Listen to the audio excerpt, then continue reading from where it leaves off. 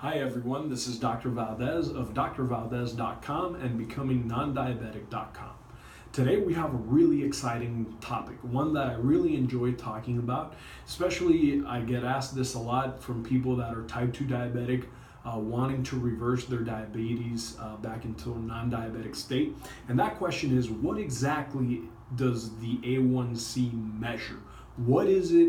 Why is it used so much to be able to determine management and care? What does it actually represent? And really, how can we get it back to a non-diabetic state? So here's what it is. Hemoglobin A1C is a measurement done in the lab that looks very closely at this protein called hemoglobin. You might be wondering, what is hemoglobin? Hemoglobin is a protein found inside of every red blood cell. Now, it might seem like there's a special purpose of why hemoglobin was chosen. In my experience, not really. This measurement actually represents what's happening with almost every protein in our body, but hemoglobin is readily available in red blood cells, so I think this is one of the reasons why it was chosen for this test.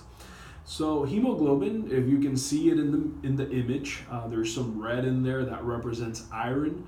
Iron is found in hemoglobin. It helps transport oxygen, really the most important nutrient in our body. And so when we look at this molecule underneath the microscope, one of the things that we're really interested in seeing is how much sugar is stuck to it, right?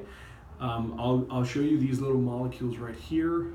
They're sugar, they represent glucose, and I'll just stick a few of them on here to give you kind of like a cool visual of how this would actually look underneath the microscope. So I'll do that really briefly. I won't put all of them because that's just going to be boring to watch. But there it is, right? Once this is measured under the microscope, we determine how much glycosylation, how much sugar is stuck to the protein. That gets put into an algorithm, and it gives us a very precise idea of where this person's blood sugar has been over the last 90 days. There are a few things that can influence this measurement. I'll probably make a separate video for that, but the most important one that you have to be aware of is anemia. So either a red blood cell count that's low, hemoglobin levels that are low, or an increased red blood cell size would also alter the measurement of hemoglobin A1C. So what does it say? Once it goes through the calculation, depending on the amount of glycosylation, if your A1C comes back at 5.6 or less, depending on the lab, it confirms that you are actually and in fact healthy and non-diabetic. Your body's doing a pretty decent job at regulating your blood sugar. If we then move between 5.7 and 6.4, believe it or not, you're already in deep trouble. You're in deep water. And what happens is that you are now at a pre-diabetic range. Problem with that is that a lot of people hear this word pre-diabetes and somehow they still feel safe. They feel like, it's not a big deal. It's not the actual thing. Well, a very large study that followed 22,000 individuals, it's called the Decode study. What they found is that by the time that you are pre-diabetic, you are actually already at a 4 times greater risk of developing a heart attack, a stroke. You are also at 4 times greater risk of developing pre-dementia and full-blown Alzheimer's dementia than somebody that is not in a pre-diabetic range. In these patients, it's actually not so much the sugar that's creating the damage, it's actually the high insulin levels. So a lot of people confuse type 1 diabetes, type 2 diabetes, and they think that diabetes is actually like a breakdown of the pancreas and no longer producing insulin. That's actually what happens really early on in type 1 diabetes. And so it's not in many type 2 diabetics, that doesn't tend to happen way down the road.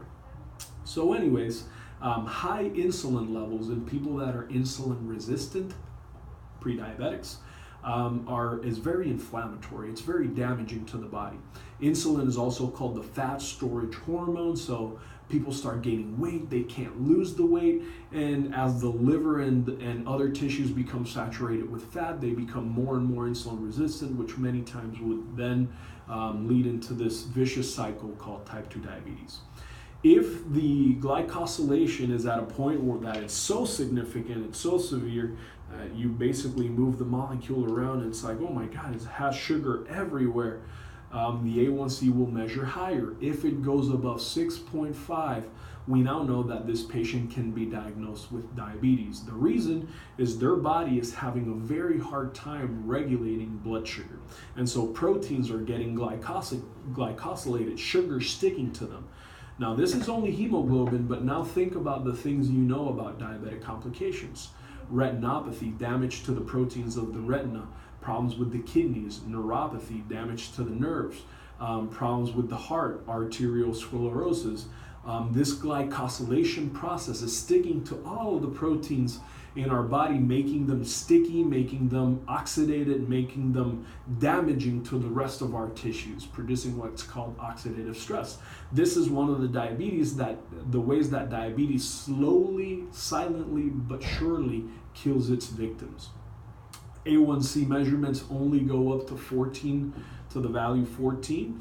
And the higher the A1C value, it means the more saturated proteins are with sugar, and the quicker and more likely that this patient will die of diabetic complications. So that's it, in a brief video, what it actually means when we measure hemoglobin A1C, what it would mean to you. In my following video, I'm going to start off with some simple strategies about what to do to start changing this value, possibly to a better situation to where you actually are at right now. And most of it does not require medication like you've probably been led to believe. And so if you like the video, like it, post questions below, comments, anything that you would want to know. I'm going to start this video blog to be able to answer as much questions as I can, to maybe stop having to answer them so frequently every single day. And you can follow us on Facebook, Instagram, Pinterest. I don't even know what these guys are up to now, but basically you can go to our clinic page, ihcmiami.com, or to my personal page, drvaldes.com. Thank you. Have an amazing day.